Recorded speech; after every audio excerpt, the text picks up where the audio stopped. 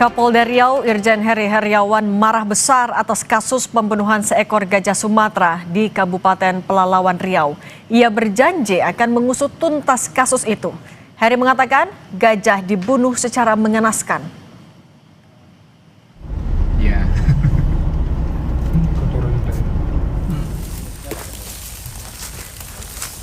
Hingga kini Polda Riau masih melakukan penyelidikan terhadap pelaku dengan melibatkan polisi kehutanan dan Balai Besar Konservasi Sumber Daya Alam Riau. Dari hasil pemeriksaan awal, ditemukan fakta kedua gading gajah hilang yang menguatkan dugaan tindak pidana perburuan satwa dilindungi. Selain itu ditemukan juga 2 potongan logam proyektil peluru yang mengindikasikan gajah ditembak sebelum diambil gadingnya.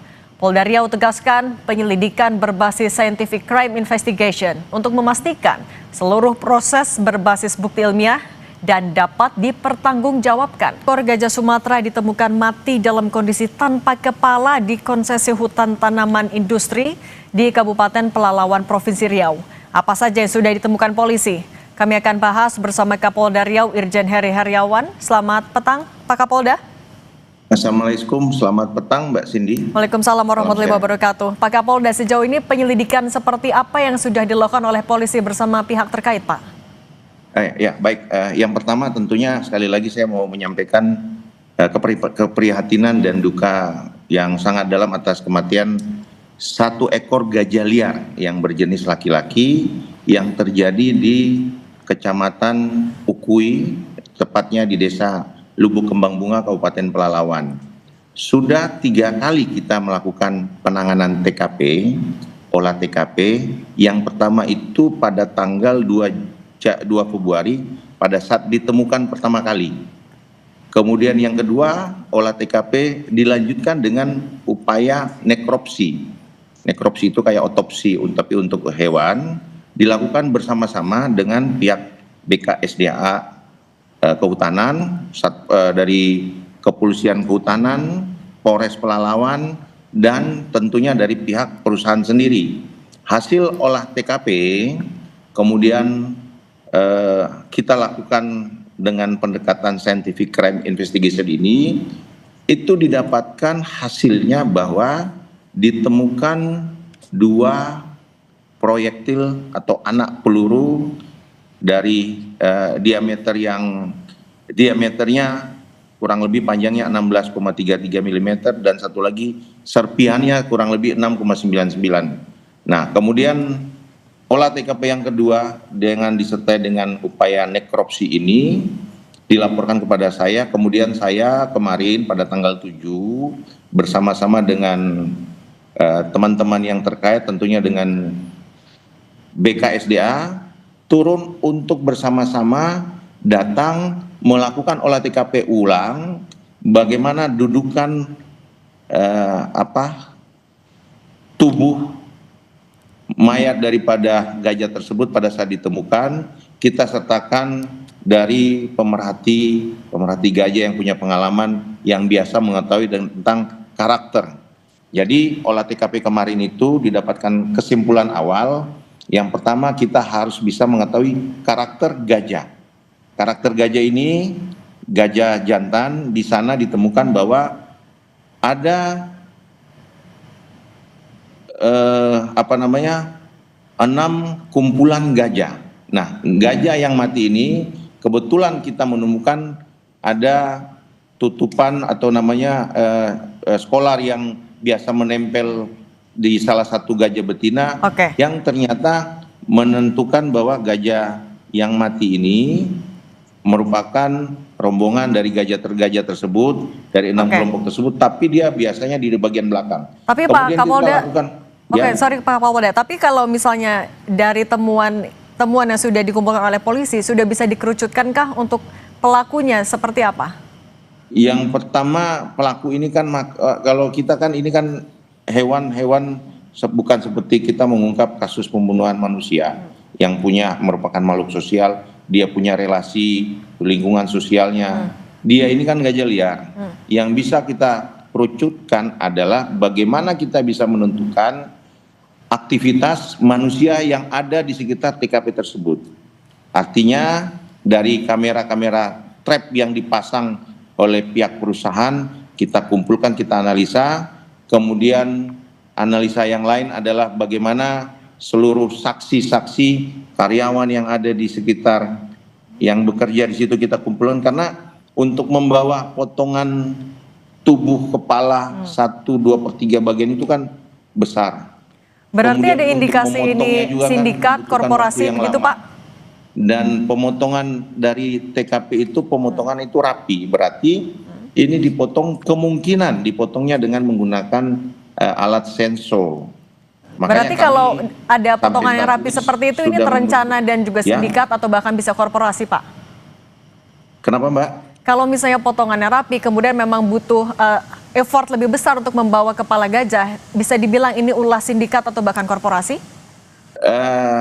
Bisa dikatakan ulah sindikat, karena untuk mobilisasi dari TKP ke jalan besar itu kan jauh, jalannya jalan perusahaan. Berarti portal-portal yang ada, siapa yang jaga, dan sampai saat ini kita sudah melakukan pemeriksaan kurang lebih 12 orang daripada masyarakat dan karyawan yang ada di lokasi tersebut. Oke, nah Pak Kapolda, tapi kalau dari kasus seperti ini, bagian apa yang diburu oleh pelaku sebenarnya? Tentunya gading, yang paling utama itu gading. Gading, dan kami juga melakukan metode penelusuran tadi secara CSI, kemudian kami secara induktif maupun deduktif.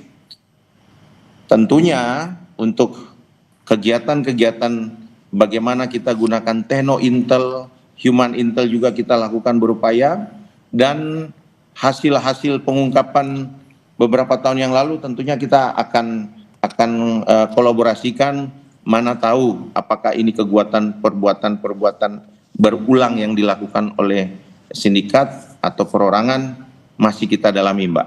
Oke Pak Kapolda, ini kita juga sedang menampilkan gambar seekor gajah yang dilingkari di bagian belalai hingga gading. Ini memang adalah bagian yang biasanya diburu oleh sindikat seperti ini Pak? Ya, bagian itu yang diambil. Jadi kalau lihat tubuh tersisa, itu kan proyektil yang kita dapat di tengkorak bagian belakangnya, bagian atas. Jadi yang saya lingkari itu, yang ada lingkaran itu yang diambil semuanya Mbak. Jadi kalau itu kan cukup berat Mbak, cukup berat dan butuh effort yang kalau pakai motor saya rasa tidak mungkin, pasti pakai mobil.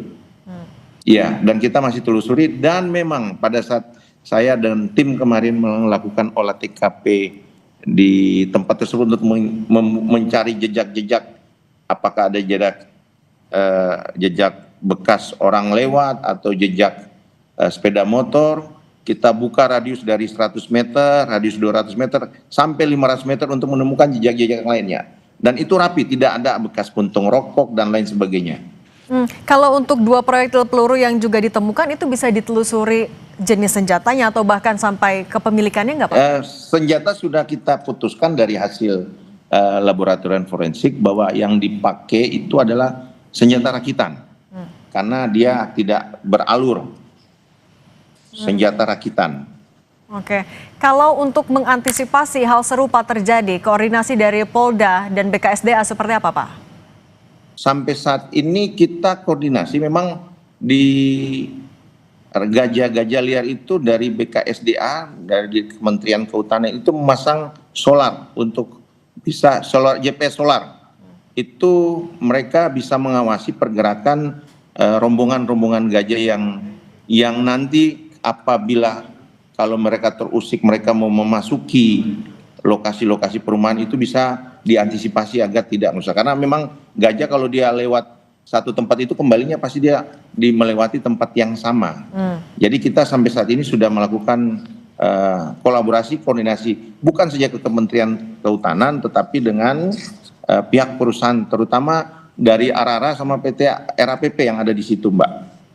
Oke, tapi Pak, dalam waktu beberapa tahun terakhir, kita sebut saya 5 tahun terakhir, apakah sudah pernah ada kasus serupa juga Pak seperti ini? Ada 3 kasus.